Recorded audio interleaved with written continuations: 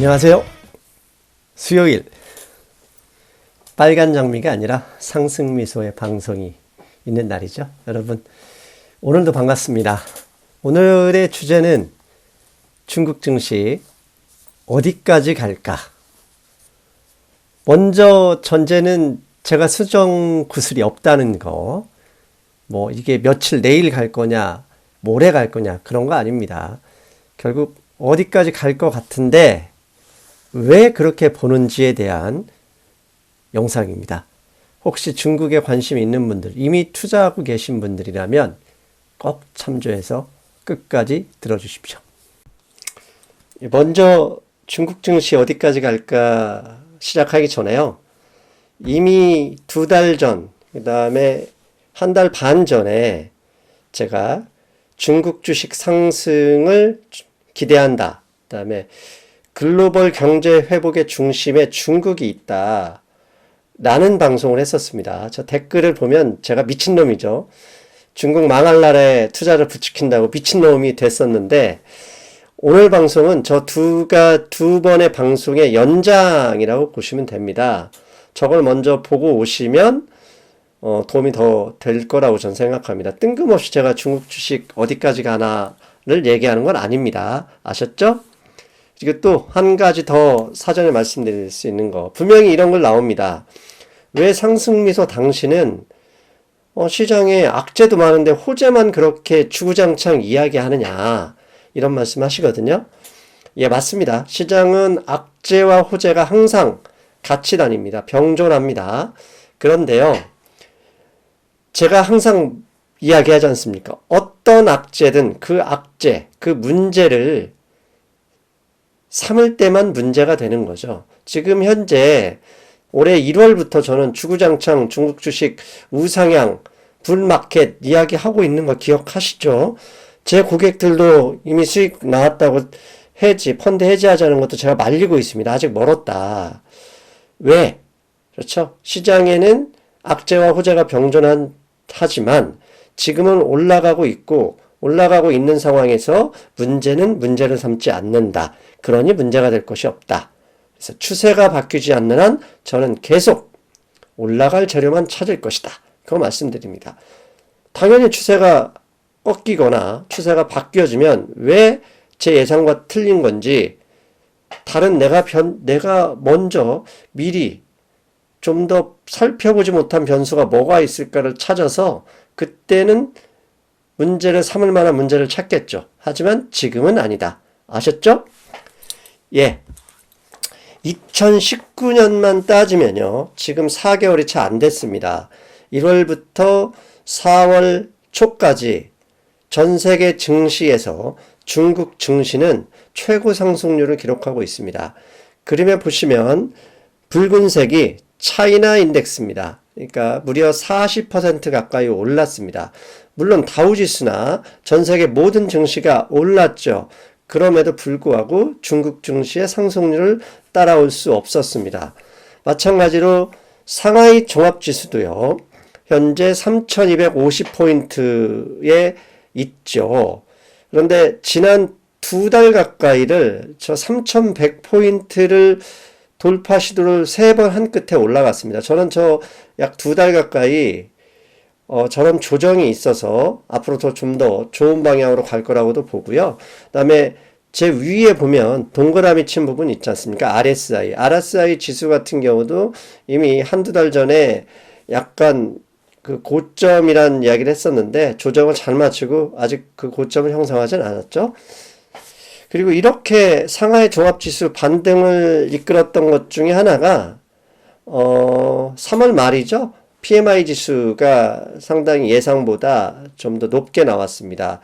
PMI 지수 제조업 관리 지수인데 일종의 설문조사입니다. 그런데 50 밑에는 그 경기 침체, 악화 이렇게 얘기하고요. 50 이상은 팽창을 얘기하는데 또 2월 말까지만 해도 심지어 48 이렇게 나왔었잖아요. 그런데 3월 달에 PMI 지난달에 발표한 지수가 50을 넘었습니다. 그러니까 중국 경제가 이제 1월 초부터 그 지방채 발행, 그 다음에 중국 정부의 지준율이나, 그 다음에 3월 달에 양회를 통해서 이야기했죠. 부가가치세, 뭐 여러 가지 개인소득세 등을 인하하면서 재정 여력을 확충하고 있지 않습니까? 그럼으로써 중국 경제의 성장 엔진을 다시 돌리려고 하는 흐름과 저는 주식시장이 같은 방향으로 움직이고 있다고 봅니다. 또 하나 더 중요한 점이 상하이 종합지수, 이게 주봉 차트인데요. 200일 이동평균선을 넘어섰습니다. 200일 이동평균선이 뭐냐? 3200포인트 지점인데요. 주식 투자하시는 분 아시죠? 200일 이동평균선은 결국 장기 추세선이다. 200일 이동평균선 위에 있을 때는 계속 매수고 200일 이동평균선 밑에 있을 때는 매도로 대응한다. 이 정도는 아실 겁니다. 그런데 이미 일봉 차트에서는 200일 이동평균선 위에 갔었고요. 이제는 주봉마저도 200일 이동평균선 위에 있다는 사실, 장기 골든크로스가 발생했다. 상당히 좋은 신호죠. 자, 이상이 중국 증시의 요약이라면 도대체 앞으로 중국 증시가 더 올라갈 거라고 상승미소가 주장하는데 그 이유가 무엇인지, 그 다음에 맨 마지막에는 도대체 얼마까지 더 갈지 차례대로 살펴보겠습니다. 그러면 중국 증시가 더 올라갈 것이라는 그 힌트는 어디에서 찾았느냐? 예, 저는 중국 채권 시장에서 찾았습니다. 저의 방송을 자주 드시는 분들은 이미 지난번에 이런 이야기를 했었죠. 중국 수출과 수입, 중국 경제가 2000년 이후 약 20년 만에 처음으로 올해 2019년에 경상수지 적자를 예상한다. 이게 세계 투자은행들의 예측치입니다. 이 그림은 무슨 얘기냐면 여러 가지 주요 선인데요. 빨간색 커런트 어카운트, 저게 경상수지입니다. 경상수지는 무역수지에 플러스 국제수지 플러스잖아요. 죄송합니다. 국제수지는 아니구나.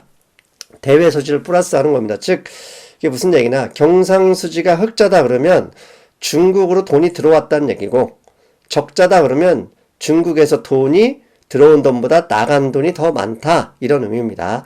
그런데 20년 만에 처음으로 중국이 경상수지 적자가 올해 2019년에 예상된다. 이상하죠? 경상수지 흑자여야 좋은데 적자는 나쁘다고 들었는데, 경상수지 적자가 된다면 중국 경제가 나빠지는 거고, 그러면 주식시장이 하락해야 정상인데 왜 오른다고 상승미소가 이야기를 할까요? 예, 그 얘기는 돈과 관련이 있습니다. 최근에요, 작년 하반기부터 중국의 채권 시장에 외국인 투자 자금이 상당히 많이 유입되고 있습니다. 특히 올해 초에는요, 이게 블룸버그 기사에서 이런 얘기, 본드 클라임이라고 해서, 그러니까 한마디로 어마어마하게 돈 들어오고 있다는 겁니다. 시작과 동시에. 즉 경상수지 적자라면 이 나라가 안 좋아지는 것인데도 불구하고 이 중국이란 나라가 발행한 채권을 내국인도 아니고 외국인이 저렇게 많이 매수한다. 그러면 당연히 자금이 유출이 되는 나라에 왜 외국인들이 채권을 사러 왔을까? 예, 딱 하나입니다.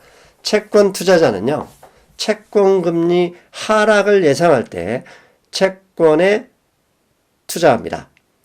즉 외국인 채권 투자자들은 무엇을 기다리고 있느냐? 경상수지 적자로 인해서 중국의 성장률이 떨어질 가능성이 있다. 그러면 그 성장률을 올리려고 하면 유동성을 부어야 하는데, 그 유동성 중에 대표적인 지표가 뭐냐? 금리 인하다. 지금까지 연속 3번으로 지준율을 인하했지만 그것만으로 중국 경제 성장을 부양하는 것은 불가능하다. 결국은 중국 인민은행과 중국 정부가 금리를 인하할 가능성이 높다고 보는 겁니다. 금리가 인하하면 채권금리가 떨어지죠. 채권금리가 떨어지면 채권 투자자는 수익을 챙기게 됩니다. 즉 외국인 투자자는 금리 인하를 예상하고 있고, 금리 인하를 예상하는 만큼 외국인 투자자들이 채권을 사고 있고, 금리가 인하되는 만큼 중국 정부와 지방정부, 기업들은 내수 부양에 나설 가능성이 높다. 이렇게 보는 거죠. 이해되시죠? 채권으로 돈이 들어오고 금리 인하로 부채가 늘어나면 당연히 주식시장과 부동산 시장이 활성화되겠죠. 그랬더니 이런 기사도 나왔습니다. 이것은 일요일에 CNBC에 나온 기사입니다. 제목 Big Time Investors are snapping up China's junk bond. 한마디로 외국 투자자다, 큰손 투자자들이 중국 기업이 발행한 정크본드, 하이힐드 채권이죠. 한마디로 투기 등급이죠. 투자 적격 등급이 아니라 BB 이하 등급의 투자 비적격 등급의 채권을 한마디로 싹쓸이 하고 있다. 스냅핑업 하고 있답니다. 왜 그럴까요? 왜? 특히 이런 정크 채권들, 하이힐드 채권들이 반항하는 게 대부분 Chinese Property Developers. 우리가 지금 작년, 재작년에 계속 중국 망한다라고 얘기하는 사람들의 근거가 중국 부동산 기업들의 파산이 많다. 이런 얘기 했지 않습니까? 그런데 저 기업들이 발행하는 정크본드, 고수익 채권들의 발행이 늘어났는데 그걸 누가 다 가져왔느냐? 외국인들이. 설마 하고 밑에 보니까 이런 얘기 있습니다. 빨간 줄 보이시죠? 블랙락, 핌코, UBS. 이들이 어떤 회사입니까? 세계적인 헤지펀드와 세계적인 증권사입니다. 증권사잖아요. 이들이 어몽 인베스터, 얘네들이 투자하고 있다. 근데 얘네들이 무슨 말 하냐면 Who say high bond by Chinese property developers, 즉 중국의 자산개발, 부동산 개발업자들이 발행한 하이힐드 채권은 매우 attractive investment 한다. 어마어마하게 매력적이다. 이런 얘기입니다. 왜 매력적이겠습니까? 다시 갑니다. 경상수지 적자로 늘어나지 못하는 줄어든 돈을 늘리기 위해서 지준율 인하로 안 된다. 금리를 인하할 가능성이 높다. 금리를 인하할 것을 미리 예상한 외국인들은 주식도 사고 채권도 샀다. 금리를 인하하게 되면 기다렸다는 듯이 중국의 저런 자산개발 회사들은 또다시 자산 가격을 붐업시키려고 노력하겠죠. 유동성 장세가 올 가능성이 높습니다. 실제로 하이힐드 채권 위험자산이지 않습니까? 하이힐드 채권만큼 위험한 게 주식이죠. 그래서 항상 하이힐드 채권과 주식시장은 위험자산으로 분류되고 이 둘은 같은 방향으로 흘러간다. 당연히 외국인들이 채권을 많이 사러 왔다? 그러면 중국 주식도 열심히 사고 있구나. 이렇게 보시면 되겠습니다. 그리고 주목해야 될 건요. 중국의 저축률입니다. 중국은 GDP의 45% 가까이를 저축하는 세계 최고 수준의 저축률 국가입니다. 중국 정부 입장으로서는요. 저축하면 GDP하고 아무 관련이 없습니다. 중국 국민들이 저 저축을 털어서 써줘야 경제가 성장하죠. 그럼 저축을 털어서 쓰게 하는 가장 좋은 방법이 뭡니까? 금리를 낮추면 됩니다. 금리를 더 낮추면 저축은 나와서 투자 방향으로 가든 주식시장으로 오든 물건을 사든 사게 돼 있습니다. 인플레이션을 해지하기 위해서 그런 거죠. 그리고 한 가지 아셔야 될 건 원래 경상수지 흑자국은 저축률이 높아집니다. 왜냐하면 외국에서 그만큼 돈을 벌어온 들은 스탁 쌓는 거죠. 반대로 저축률이 떨어지기 위해서는 경상수지 적자가 발생하게 됩니다. 그래서 경상수지 적자가 예상된다고 했죠. 그런 기회에 금리까지 낮춘다면 당연히 중국 국민들은 저축을 털어서 한국에 오는 것보다는 중국에서 열심히 쓰게 되겠죠. 여기서 잠깐 경제 상식 한가 공부하면요. 글로벌 경제에서요. 어떤 나라, 그게 미국이든 중국이든 어떤 나라의 경상수지 적자면 분명히 그 적자는 다른 나라의 흑자입니다. 제로섬이거든요. 즉 세계에서 돈이 가장 많은 나라는 미국, 두 번째 많은 나라는 중국이잖아요. 이들 두 나라가 경상수지 적자가 확대된다 얘기는 글로벌 다른 국가들이 돈을 많이 벌고 교역량이 늘어난다. 즉 경제가 성장한다. 이렇게 얘기할 수 있죠. 그래서 맨 앞에 시작하기 전에 제가 보여드렸던 방송 그다음에 여러분 제 경제 강의 들으시면서 이제는 눈치채셨잖아요. 미국이 재정 적자를 늘려야 한국도 좋고 다른 나라가 다 좋다.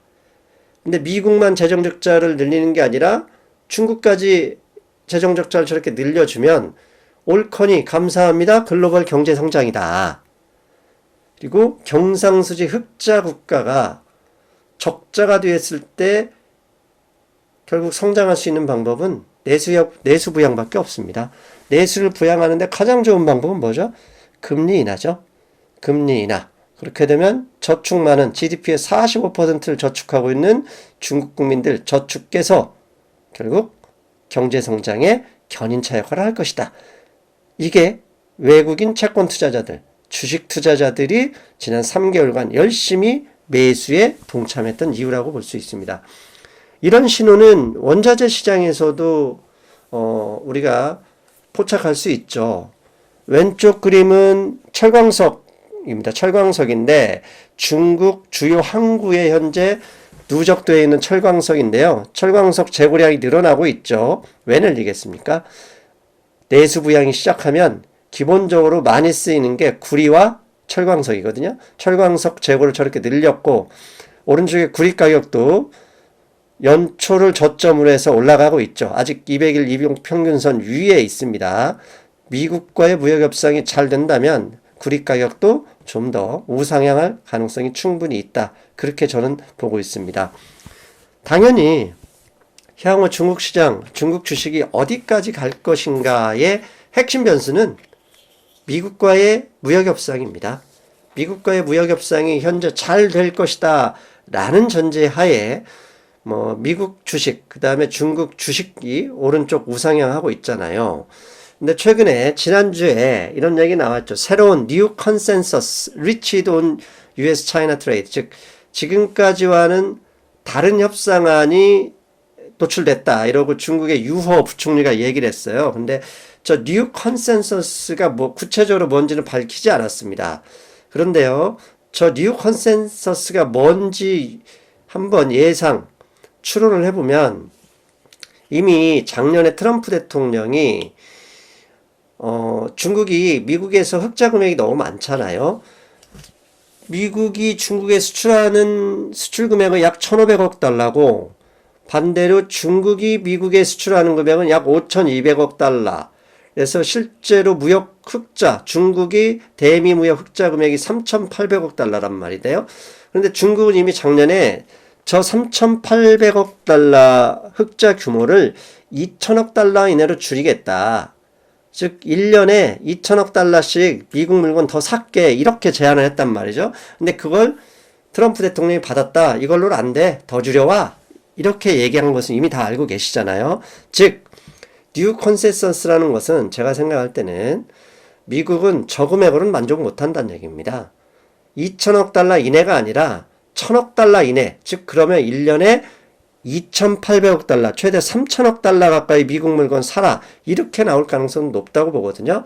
그러면 저게 왜 중국 경제에 좋으냐. 여러분, 중국이 저렇게 줄인 금액을 미국이 돈 벌었네 하고 사용하지 않고 부채를 갚을까요? 아니죠. 미국 그대로 씁니다. 왜? 정치인은 절대로 지출을 줄이려 하지 않습니다. 그러면 표를 잃게 되죠. 한국도 마찬가지고 미국도 마찬가지입니다. 즉 중국이 미국 물건을 사는 만큼 그 돈으로 미국은 더 소비를 하게 되면 결국은 미국은 또 그 돈으로 중국 물건을 사는 데 사용하게 되겠죠. 그러면 중국은 먼저 썼느냐 늦게 받았느냐 그 문제밖에 없는 겁니다. 거기에 내수 부양까지 금리 인하로 채권, 외국인 채권 투자자들이 기대하는 것처럼 해준다면 당연히 중국 부동산 막바지 향해서 타시 가야죠. 그러니 최근에 중국 부동산 개발회사가 발행하는 저신용 등급 투자 비적격 정크 하이드 채권을 열심히 외국인들이 매수해 주는 거죠. 맞죠? 여기까지 이해되죠? 이제부터 수정구슬은 없지만 도대체 상승미소 예상은 중국 주시장 어디까지 갈 것이냐? 여러분도 궁금한 게 그거지 않습니까? 도대체 얼마까지, 어디까지 올라갈 것인가? 찾아보겠습니다. 첫 번째, 그림에 보시는 것은요, 글로벌 증시의 마켓캡입니다. 시가총액입니다.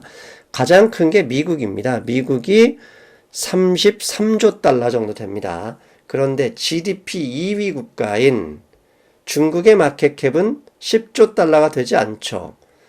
중국과 미국의 GDP가 2배 이상 차이 나는 게 아닙니다. 약 5조 달러, 6조 달러 차이 나는데 시가총액은 거의 3더블이죠. 4더블 가까이 됩니다.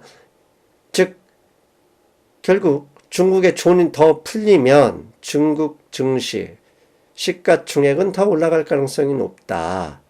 왜? 저축률, 금리를 내려서 저축을 쓰게 한다면, 그런 걸 고려한다면 중국 증시는 현재 9조 달러에서 적어도 15조 달러 가까이 마켓캡이 커질 가능성이 높다고 봅니다. 그리고 또 하나, 중국 애들 대륙 스타일이 있지 않습니까? 대륙 스타일이 한번 불마켓에 오면 간단히 끝난 적이 없습니다. 저 그림을 보시면 지난 30년 동안의 불마켓이 5번이 있었는데요. 가장 적게 상승했던 게 100%, 가장 화끈하게 만리장성 스타일로 올라가줬던 게 지난 2007년, 2008년 금융위기 직전까지 올랐던 500%죠. 그런데 2019년 올해 현재 중국 증시 상승률은 32%입니다. 여러분, 중국 무시하면 안 됩니다. 이 친구들 한 번 하면 화끈하지 않습니까? 내수부양 이제 하려고 하는데 저기서 주식시장이 멈춘다? 저는 그럴 것 같지 않습니다. 2400포인트에서 시작한 2018년 12월, 2019년 상반기 중국 주식시장의 랠리, 저는 아직 갈 길은 한참이나 남았다, 이렇게 봅니다. 최소한 4000포인트 가까이는 가야 1차 정도 마무리되지 않겠느냐.